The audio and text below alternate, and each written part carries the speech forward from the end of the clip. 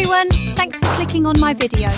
Today I'm taking you to one of the most iconic places in Seoul, Gyeongbokgung Palace. If a foreign friend asked me where to go in Seoul, this would be my top pick.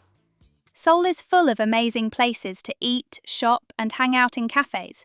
But if you want to really see Korean history and culture, there's nowhere quite like Gyeongbokgung. It's one of the oldest palaces in the country and carries deep historical value. Gyeongbokgung was the royal palace where the king lived. It was built in 1395, just 4 years after the Joseon Dynasty was founded. The name Gyeongbok means the new dynasty will enjoy great blessings and prosperity. Even Hangul, the Korean alphabet, was created and first introduced here. The palace is near Gwanghwamun Station on Subway Line 5, the Purple Line. Since today is a Korean holiday, the palace is open for free, so it's super crowded. Normally, the ticket costs about 3,000 won per person. But if you wear a hanbok, Korean traditional outfit, you can enter for free. To be honest, most Koreans don't wear hanbok in daily life anymore. We're more into modern fashion. But here, it's totally different. You'll see so many people, both locals and tourists, wearing colourful hanboks and taking photos. Some couples come just for photo shoots, and even designers show off their own creations. It's such a unique scene. You won't see anything like it anywhere else. If you go to a rental shop nearby, you'll find all kinds of fun styles to try on. The first massive gate you'll see before entering is Gwanghwamun. The name means the king's great virtue shines over the nation.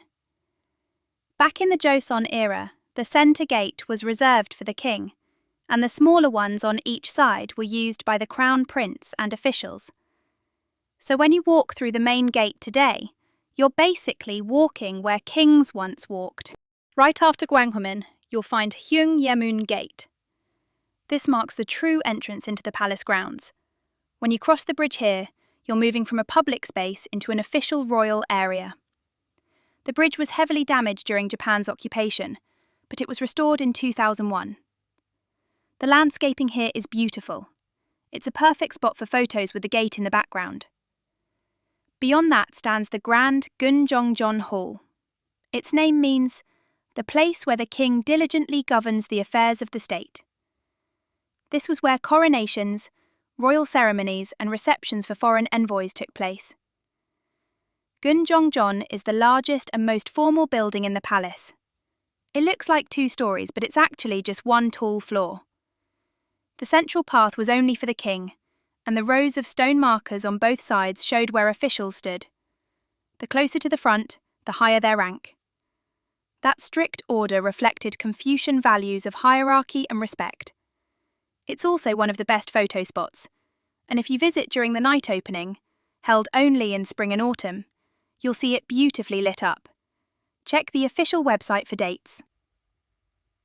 You might have noticed the long corridors and wooden roofs around the courtyard. Back in the day, the open courtyard was used only for ceremonies, so officials moved carefully through those shaded hallways. If you look closely, you'll see lotus and vine patterns on the buildings. The lotus symbolises purity and rebirth, while the vine represents eternal life and prosperity. Next, I really recommend visiting Gyeonghoderu Pavilion. The name means a pavilion for joyous banquets. It's built on an artificial pond west of the main palace. Kings hosted grand feasts and welcomed foreign envoys here. They even enjoyed boat rides while admiring views of Inwangsan Mountain. It looks like it's floating on the water. Isn't it magical? I can only imagine how good the wine must have tasted there. You'll see tons of people taking photos with Gyeonghoderu in the background, and if you're lucky, you might catch a parade of people in traditional outfits. It doesn't happen every day, so consider it a bonus if you do. Also, don't miss it at night. The reflection on the pond is breathtaking. Another beautiful spot is Gangneongjong Hall, the king's living quarters for reading, resting and private meetings. The name means peaceful and healthy life. Right next to it is Gyeongbokgung Hall, the Queen's residence. It represents harmony between heaven and earth, yin and yang, and symbolises peace in the kingdom. Because it's in the very centre of the palace, it's also called the Middle Palace. At the northern end of Gyeongbokgung, you'll find Gyeongbokgung Pavilion, a small hexagonal pavilion built on a pond. It was a quiet retreat for kings, a place to read poetry or simply enjoy the view of lotus flowers. The name Gyeongbokgung comes from Confucian texts and means fragrant virtue spreads far and wide.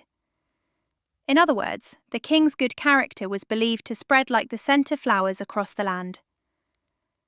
There's so much history packed into Gyeongbokgung. Even if you don't know all the details, it's enough to just walk around and imagine what life might have looked like in the Joseon Dynasty. Seoul is a city filled with tall, dense buildings, so coming here feels like taking a deep breath in the middle of all that. To me, this place is one of the most beautiful cultural treasures in the city. If you ever visit, try wearing a hanbok. It's the perfect place for it. And when you do visit, I'd love to hear your impressions. Leave a comment and tell me what Gyeongbokgung felt like to you. Don't forget to like and subscribe, and I'll see you in the next video.